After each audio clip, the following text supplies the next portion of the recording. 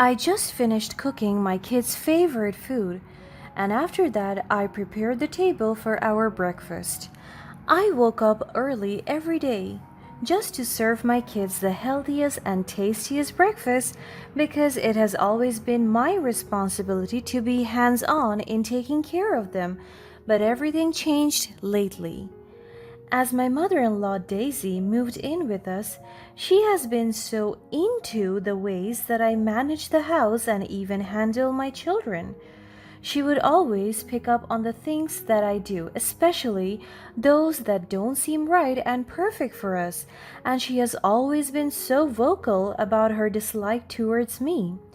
And just as I expected, 15 minutes before my kids would come to the kitchen, Daisy came first.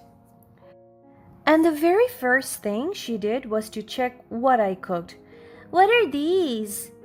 she asked with her eyebrows frowning as she looked down at the food I cooked with a disgusting face. Those are eggs Benedict, Jane, and Adam's favorite.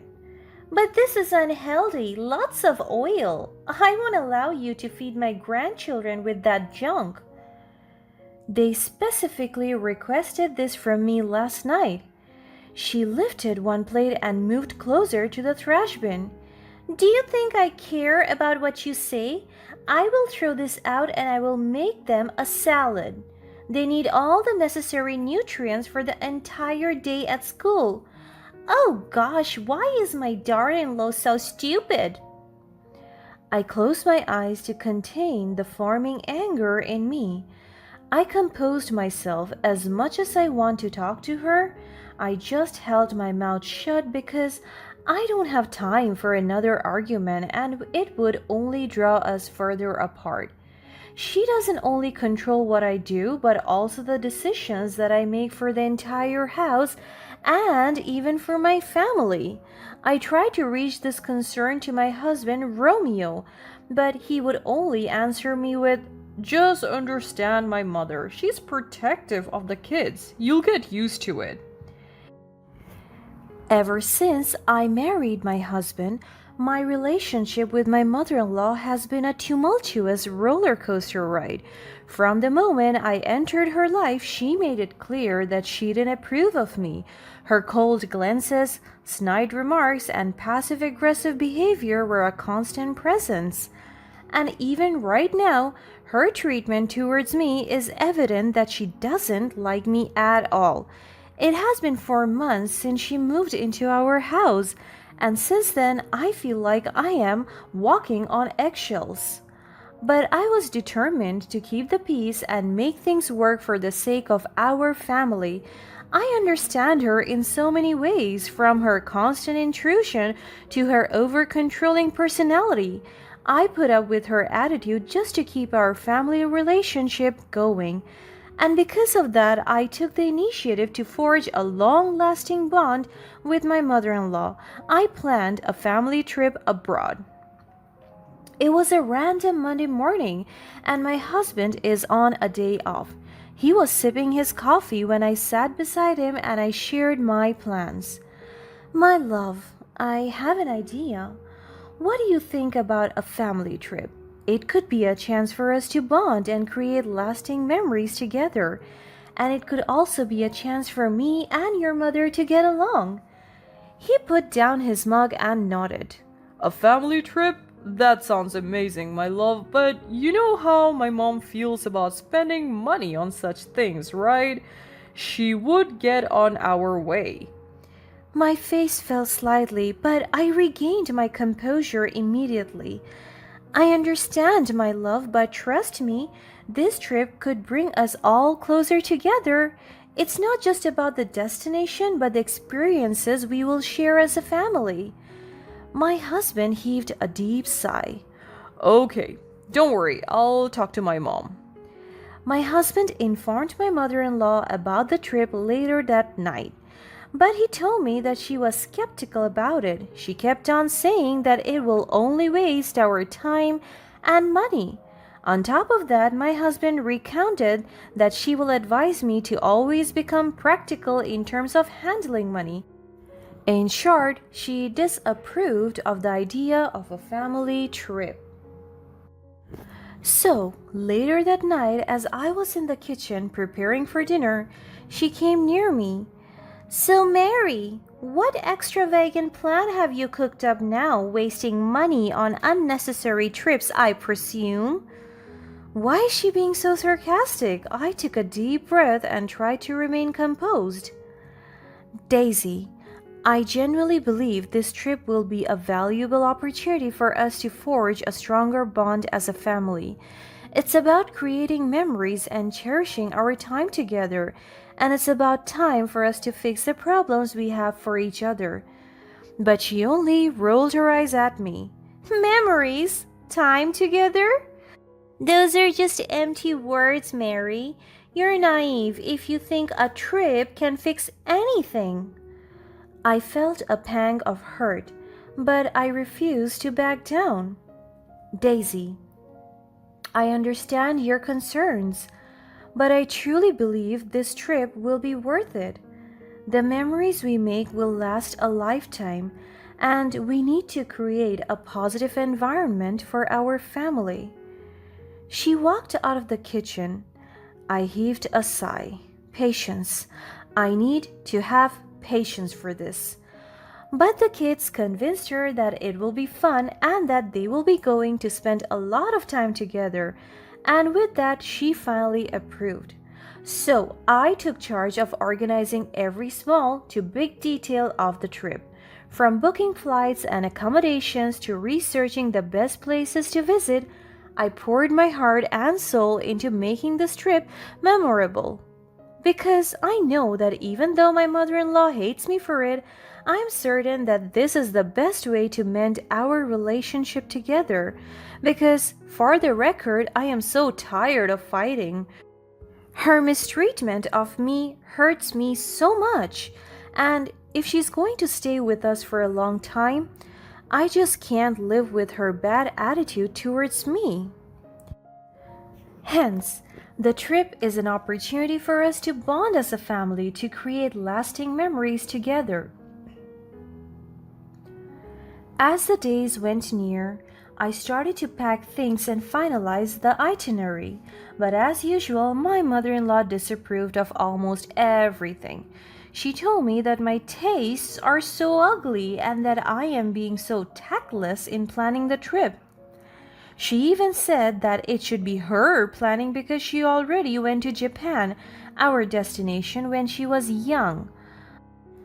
I wanted to argue with her, but my husband stopped me and told me to just let it go. So I did. I didn't mind her at all, even if she kept on brushing my face that my plans are bad and boring. I just kept my head strong and focused my mind on our trip. The excitement built up as the day of our flight approached. I double checked everything, ensuring that nothing was amiss. My anticipation grew with each passing moment, and I eagerly counted the days until we would embark on this adventure. My kids hurriedly rode the car, and my husband was the one driving. I was about to sit in the front when my mother in law stopped me. She opened the car door and sat there. She rolled down the window and told me that the kids need my attention at the back. It's not best to let them ride the back seat with no adult supervision. But we have been doing this all the time. Whenever we go out, the kids sit at the back with seat belts on, and I'm always in the passenger seat. This is not right. I don't want to ruin the day. That is why I sat on the back. My husband didn't even talk to his mother about it. Maybe he just doesn't want any drama on this special day. So, on our car ride towards the airport, I was silent. I tried to compose and assure myself that everything will be alright and that I am not letting any bad vibes get in my way. As soon as we parked our car, the kids went out excitedly as well as my mother in law. And before we could even go inside the airport, I told them that I will be collecting their passports because I will be the one to go to the reception area. And why would you do that? That's not how it works. Daisy, I have a pass actually. Pass? What do you mean? What are you, a VIP? Bet you never boarded a plane ever. It explains your ignorance. I closed my eyes once again to control my temper. I didn't ask for her passport then and just collected my kids and husband's. My husband and kids went inside first because the kids insisted on buying food. But just as I was about to step foot into the airport, the unthinkable happened. My mother-in-law laid out a mischievous glint in her eyes. She snatched my passport from my hands. I was taken aback, but she grinned at me evilly. She tore my passport apart before my very eyes. My heart sank and a surge of shock and devastation overtook me. I couldn't comprehend why she would stoop so low, sabotaging my chance to be part of this family trip. She threw it on the ground and stepped on it until it was ripped apart. My world shattered before my eyes. This is impossible. Oh, Mary, it seems you won't be joining us after all. You forgot your passport at home and we can't wait for you. How careless of you. She mocked me. I want to slap her so hard, but I will never resort to this kind of behavior. My heart sank as I realized the length of her act. How could you? You deliberately took my passport to prevent me from going on this trip, and worst, you ripped it apart? You're so heartless. What have I done wrong to you? She gave me a smug smile. Simply by breathing. I don't like you for my son. I don't even like your entire existence. You are so cruel. You will pay for this. She just laughed at me as if everything that I said was ridiculous to her. I did what I had to do, Mary. It's for the best. You're not wanted or needed on this family vacation.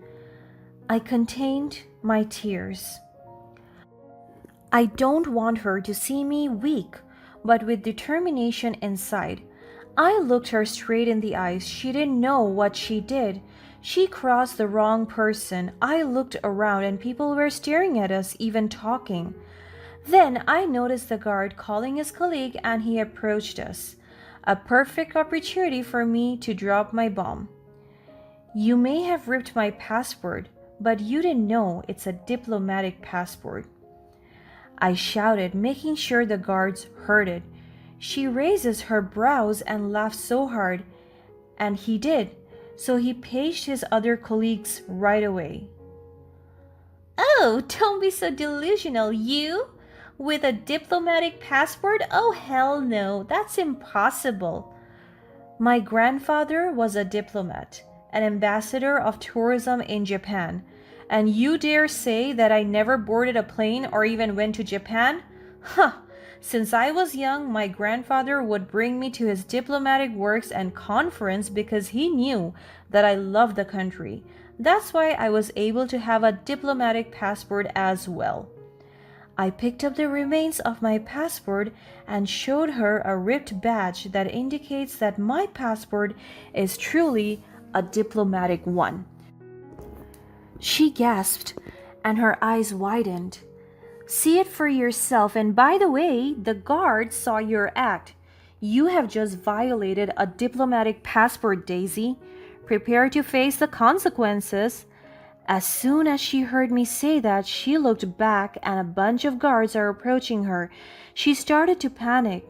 I saw my husband go out with the kids, carefully searching for us until he noticed us in the center of the commotion. He went near me and asked what happened.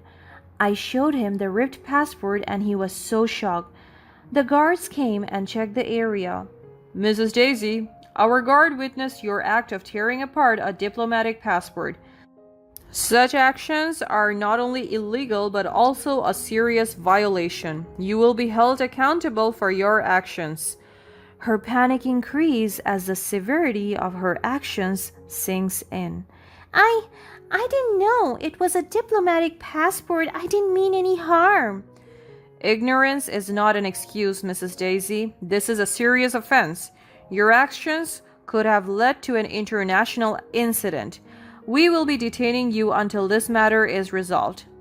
She panicked even more and went to grab her son's arms. Romeo, please help me. Tell them it's not my fault. But my husband just looked at her with no emotions. I am done covering your bad attitude, Mom. You went too far, and this time I can't even tell if you are a good person or if you are even my mother. There are witnesses, and you need to face the consequences of your actions. She held my hands instead and pleaded, but I gave her no answer. Daisy's face turned pale as the guards escorted her away, leaving me and my husband standing there with a mix of relief and sadness in our eyes. I know that what I did was right.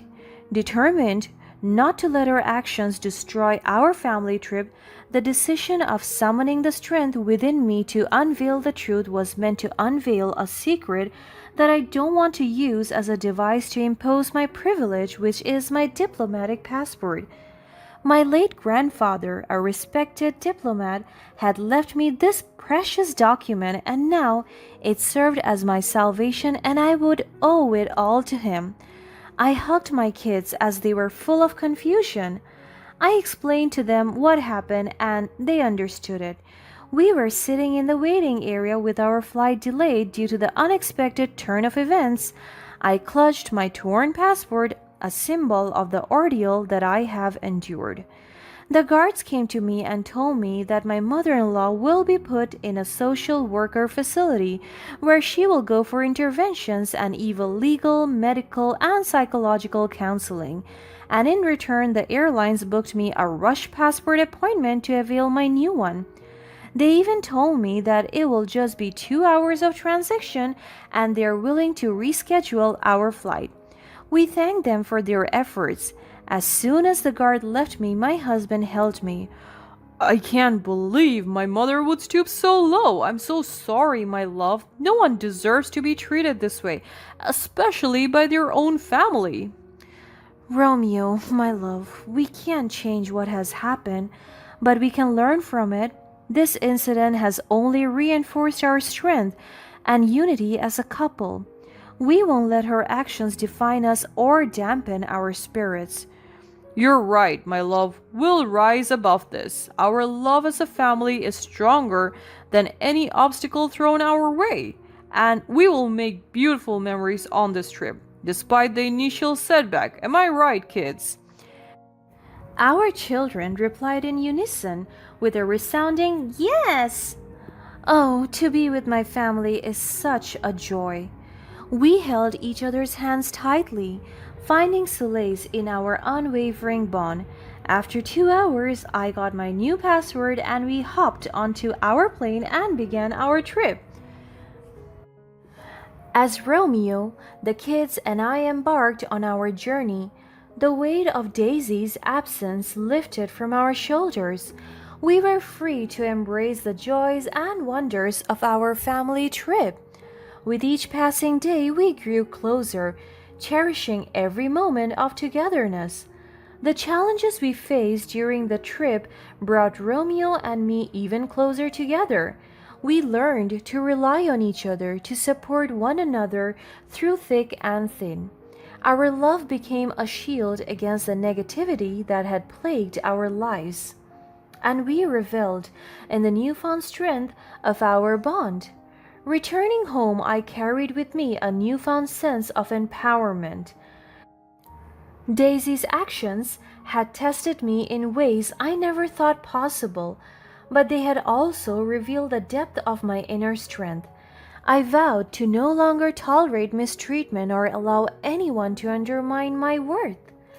Daisy, in her delusion, may never fully comprehend the magnitude of her wrongdoing, but I had risen above her actions, embracing the love and support that surrounded me. The scars she left behind served as a reminder of my resilience, and I resolved to use my experiences to help others who may face similar challenges. In the end, Daisy's attempt to tear us apart only brought us closer together. We emerged from the shadow of her toxic presence, stronger and more united as a family. Our journey had transformed us, shaping us into individuals capable of facing adversity head on and emerging victorious. And as we move forward, I carry with me the lessons learned and the strength gained. With Romeo by my side, I embrace the future with renewed hope and unwavering determination. Together, we will overcome any obstacle, secure in the knowledge that love and resilience will always prevail.